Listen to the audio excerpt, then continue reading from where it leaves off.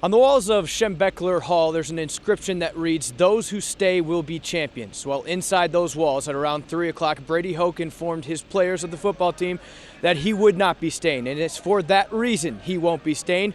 As after just 4 seasons with a 31-20 record, Hoke was fired by interim athletic director Jim Hackett as the head football coach here at the University of Michigan. Now, after his first season of going 11-2, the team took steps backwards year after year until this 5-7 finish, which was the end for Hoke. Now, interim athletic director Jim Hackett stressed that this was not an easy decision for him, but that the search for a new head coach begins immediately. It's a search that he will be heading up, a decision that he will be making, just like this decision he made to fire Hoke. It won't be an easy decision. There's a lot of great candidates out there, he said. He said that he still thinks the head coach of the Michigan football program is a highly touted position, but he's asking for patience from the fan base.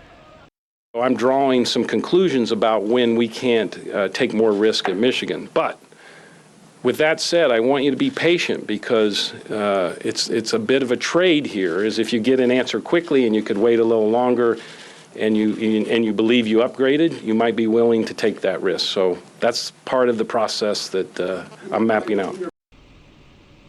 Now, as far as some of the assistants and coordinators, Hackett said that they were all sat down today and they were told that they will be re-interviewed if they choose to stay by the head coach that Hackett and the university does decide upon. Now, in a bit of irony on the afternoon, the guy that Hoke replaced, Rich Rod, at about the same time that it was released that Hoke was fired, was announced.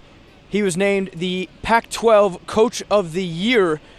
He is now, of course, the head coach of Arizona. Arizona will be playing in the Pac-12 title game Friday night. A little closer to home in West Michigan, Ferris State quarterback Jason Vanderlaan is one of 9 finalists of the Harlan Hill Trophy, which goes to the best football player in NCAA Division II football. Now, Vanderlaan led the Bulldogs to an 11-1 season. He scored 50 touchdowns with more than 2,300 yards passing and nearly 1,500 yards on the ground.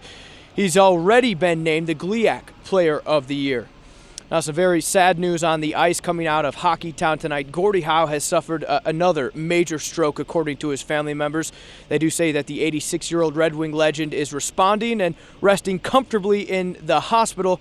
Howe suffers from dementia and has had a series of strokes over the past 3 months, 3 since October. Now, here in Ann Arbor on the Michigan campus, the basketball team, ranked 17th in the country, is getting ready for a big-time showdown. It's the ACC Big Ten Challenge, and John Beilein and the Wolverines taking on Syracuse, the Orangemen.